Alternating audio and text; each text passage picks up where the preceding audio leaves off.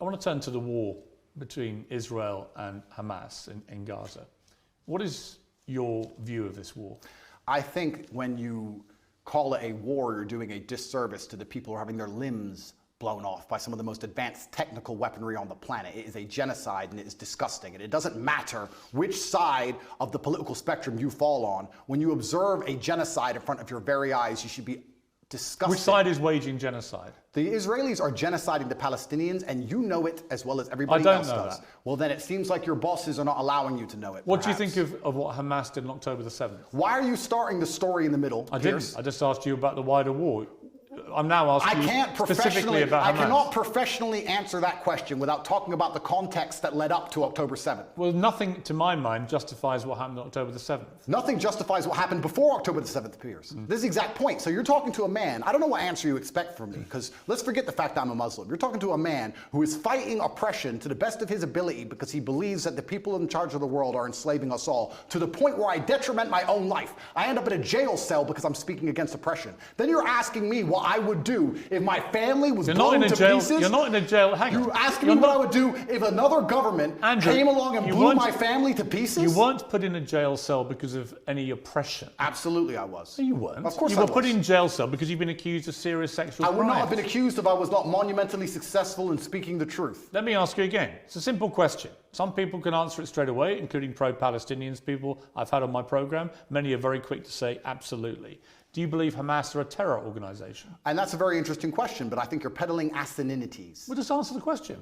Can somebody do me a favor? Google asininities and find out if it's a word. I know what it means. If it's not, make sure it's added to Webster on Top G's orders. Okay. Just, are they a terror group? You're peddling asininities because I'll tell you why, Piers. Let me answer the question. No, I'm not. Of course you are. It's a simple question. That's like me asking... I'll tell you why I asked, because the UK, where you were born, prescribes Hamas as a terror organization. They also prescribe me as dangerous to children in schools. Let me explain something to you, Piers. You're not prescribed as that. If I were to sit here and say, is stealing wrong? And you'd say yes, and I go, but what if the person stealing is trying to feed their family, and if they don't, their family are going to die? Is it still wrong? You're trying to take a very nuanced and complicated argument and reduce it down to one sentence, which is failure. You're trying to equate stealing with a mob of terrorists breaking over a border, going to peaceful... Is that what Israel did? Wait a minute. A mob of terrorists breaking over a border and killing people. Is that what Israel did? Going through a border on October the 7th. Oh, October the 7th. Massacring young people at a festival, massacring families in their homes in a kibbutz, setting fire to them, cutting their heads off, killing babies. Oh, killing 40 babies. That was true. Well, fine. Were the babies vaccinated? Why are you being flippant? I'm not being flippant. The point I am making... I don't find that funny. No, but the point I am making is that the media lies, firstly. Secondly... I can ask you about different things at the same time, right? Sure. So I'm asking you, first of all, specifically, what is your reaction to what happened on October the 7th? Sure. I'll answer the question professionally. I do not condone the loss of human life on either side. I think anybody doing anything which directly damages civilians is disgusting and abhorrent. However, I would be an amateur if I could not sit and pretend I do not understand the motivations behind either side. This is not even me taking a side. I understand why Israel is doing what it's doing. I understand why Palestine is doing what it's doing. However, I still call the Israeli actions absolutely abhorrent and genocidal. Okay, we're going to come to Israel's actions, I promise you. We will ask that question specifically. But in terms of what Hamas did on October the 7th, do you accept that was an act of terrorism? It's an interesting question because once again... It's not really. It is. No, it's a very straightforward question. Because you're the person who would have called Nelson Mandela a terrorist while he was still in jail, and one person's terrorist is another person's freedom fighter. I wouldn't have called him that. For me to answer the question... Yes, you would have. For me to answer the question, I have to be very professional, Piers. For me to sit on the outside in Romania with no personal involvement in Israel-Palestine, it's easy for me to say, yes, it was an act of terror. However, if I was in Gaza, if I was in an open-air prison, if my family had been annihilated by bombs from the sky, if everybody I knew had suffered the loss of a loved one, if I had no chance of any kind of freedom or democracy or standard of life, would I believe it was an act of terror, or would I believe it's an act of resistance against oppression? You have to be very careful how you answer these questions. So what do you think?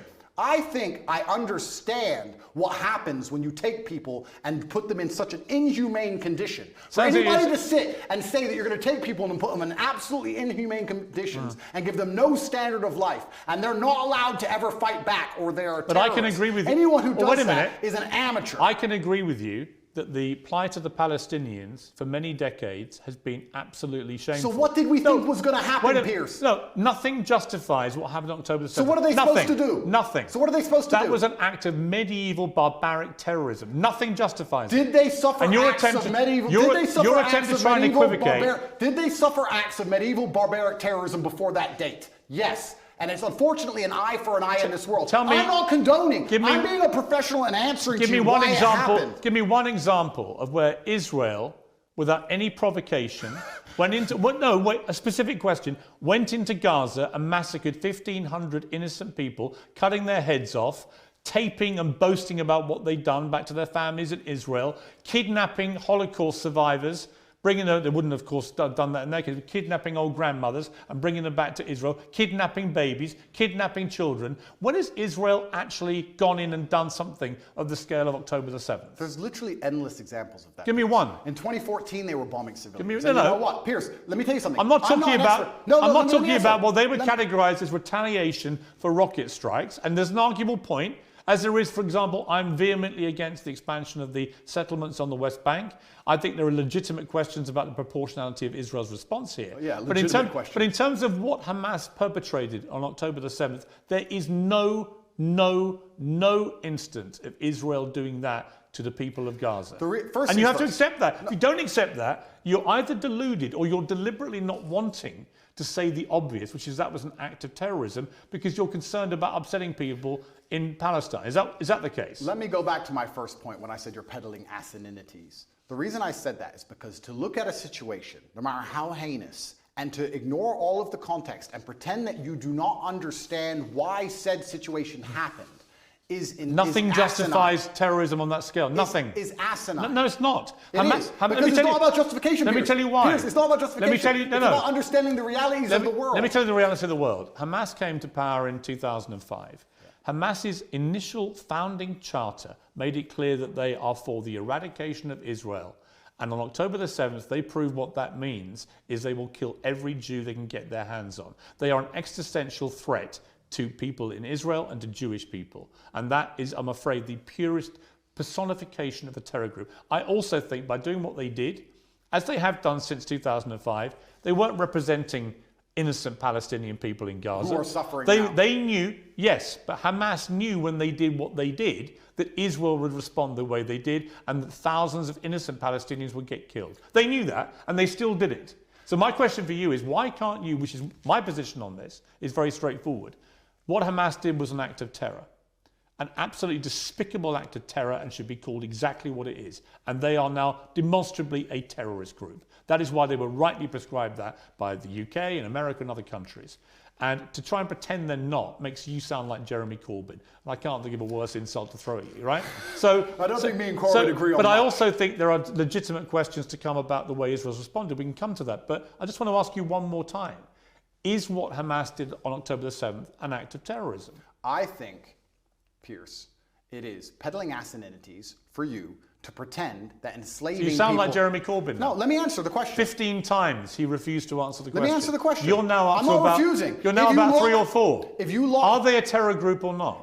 They're one team's freedom fighter, and they're deemed a terrorist What do group. You think? I think that if you lock people in an open-air prison and steal their land, they're going to retaliate. So they're not a terror group? I think they're going to retaliate. They're not a terror group? One team's terrorist is another team's freedom fighter. Okay, we're now up to about 8. Are they a terror group? And also, another thing I want to make clear to you, Piers. Only Jeremy Corbyn has done this. Done what? Refused to answer the question.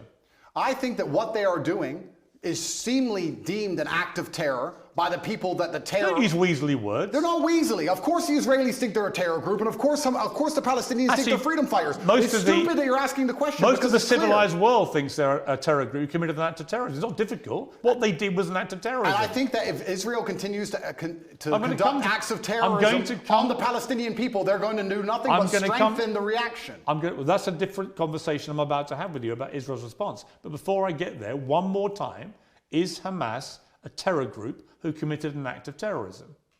I think that when you lock people in an open-air prison, you're going to have to expect you're not going to retaliation. No, because I have to... There's people who are... First things I want to say, Piers. If you don't mind me saying, I think it's spineless. Sure.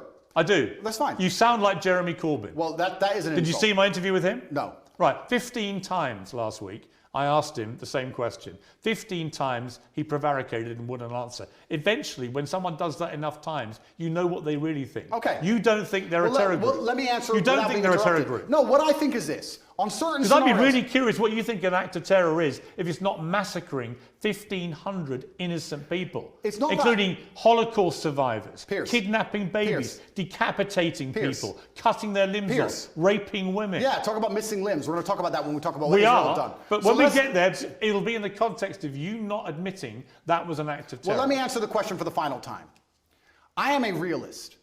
And as a realist, sometimes you do not come to the conclusion of labeling good guys and bad guys. The world is not black and white. Hamas are bad guys. No, the world is not black and white. The world is actually very gray. Anybody who sits and thinks there's clearly a good guy, there's nothing grey about what Hamas did. and clearly a bad guy does not understand how the world works. And as a realist, what you do is you look at scenarios and you understand why they happen, how unfortunate they are, how unfortunate the loss of human life is, how civilians die on both sides, how innocents are dying in a chess game played by the elites on both sides. Okay. Both sides, you have innocent people who didn't even vote for the person making the decisions, who are ensuring their death, signing their death warrants. It's unfortunate on both sides. Okay. But listen, sir, you would not advocate Russia doing any of the things to Ukraine that Israel is doing to Palestine. You would not sit here. Russia has been doing exactly that. Russia has not done a fraction of the things to Ukraine that Israel has done to Palestine. Russia illegally invaded a sovereign democratic country and has committed a barbaric rampage, trying to seize as much of Ukraine as it can, bombing maternity hospitals, killing innocent women and children. Right? Don't even try and have some kind of this is genuine equivocation of this. I will. A Hamas rocket, a tiny Hamas rocket that can make a pothole in the road, and then they get hit back with cruise missiles. Let me ask you a question. Ukraine sent a drone and it hit the Kremlin. A drone attack. It did nothing. It damaged some shingles. If Russia decided to then respond with a missile attack on a hospital and annihilate 800 people, it has been. Do you think that would be allowed? That's exactly what it has been. Would you advocate for that? Have you seen? Would you support that Have reaction? you seen the state of Mariupol, which they leveled to the ground? The Ukrainians did level it. You're correct. No, the Russians 2014. The Russians leveled Mariupol. And my question to you is, would you advocate those reactions? Let me ask you another question, Piers. This is a genuine question. Let me ask you a question, because I want to understand your point of view. It's actually my interview of you. Yeah, but you tried to understand mine. I just want to understand your point of view. If I believed, or if Israel believed, that one of the people in your house was a terrorist and decided to destroy your entire house and kill your entire family, would you sit and say, well, maybe there was a terrorist inside, I accept that? Or would you be enraged? Genuine question. I don't think you can take an individual person's response. Well, it's a bunch of individual people in Gaza. They're people, individuals with thoughts and dreams and aspirations which are being annihilated. 15-year-old girls without legs because of cruise missiles. Let's come to they that. are individual people. They're not cattle, Piers. Let's come to that. They're people. Right, and so were the people in Israel on October the 7th. And that's why it's so heinous, which is my exact point.